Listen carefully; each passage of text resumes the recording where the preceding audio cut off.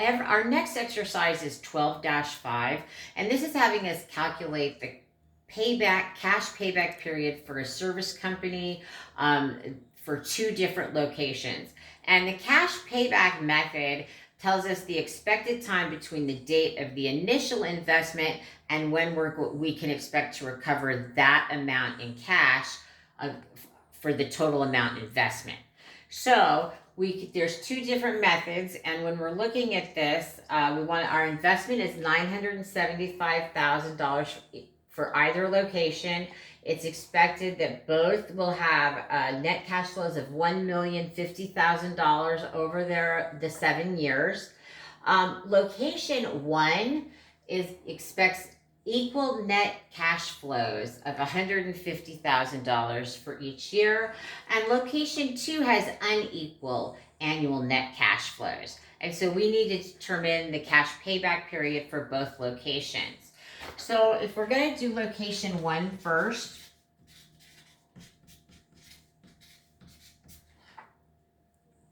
I want to make sure I spelled that right. So when we're looking at location one, and we want to calculate that, and so these are for equal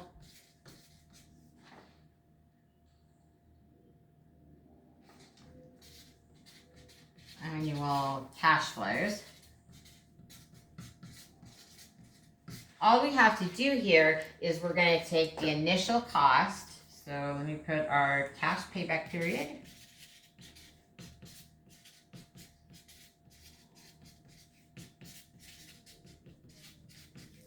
That's going to equal our initial investment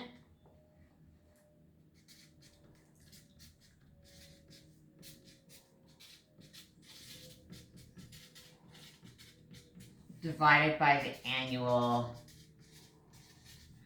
net cash flow. And you can only use this method if you have equal net annual cash flows.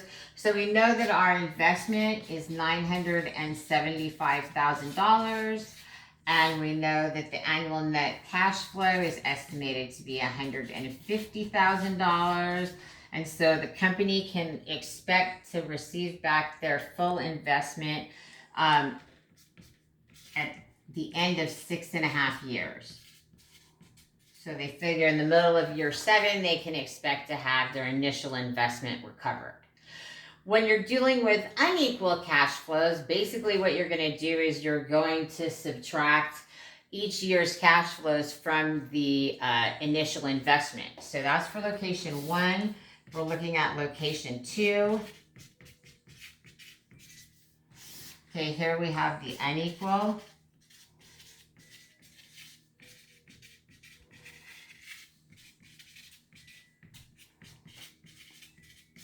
So here we're going to start out. We've got our initial investment.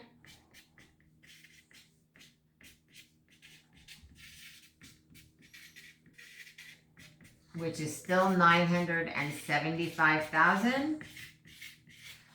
And then we're going to subtract each year's net cash flows until we get to, we've covered the full $975,000.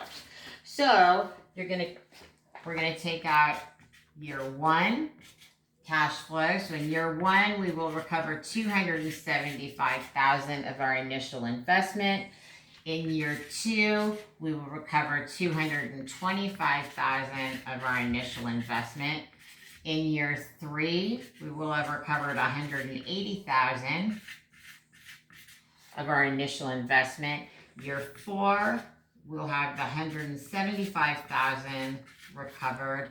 And in year 5, we'll have the final $120,000 needed to get our investment back. And so that's going to be in 5 years. So all other things being equal, if what you're looking for is to have your cash payback as quickly as possible for your investment, we would go with location 2.